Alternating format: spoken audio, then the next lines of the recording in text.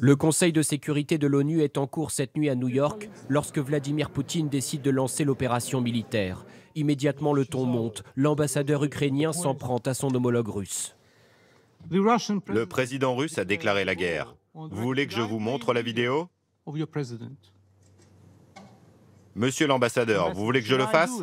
L'origine de la crise ukrainienne, ce sont les actions de l'Ukraine elle-même. À l'issue de cette réunion électrique, alors que ses appels à la paix ont jusque-là échoué, le secrétaire général des Nations Unies s'adresse directement à Vladimir Poutine.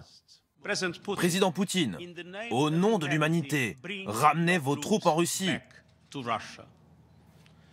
Au nom de l'humanité, ne permettons pas le déclenchement en Europe de ce qui pourrait être la pire guerre depuis le début du siècle.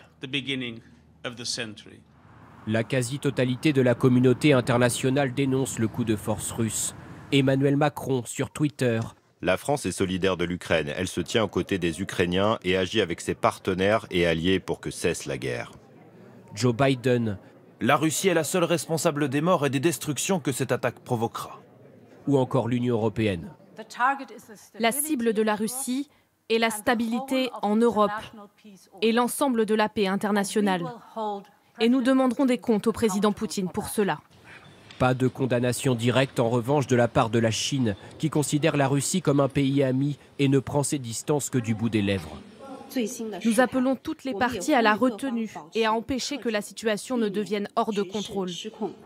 Le monde entier regarde la Russie et l'Ukraine avec inquiétude et pour l'instant, un sentiment d'impuissance.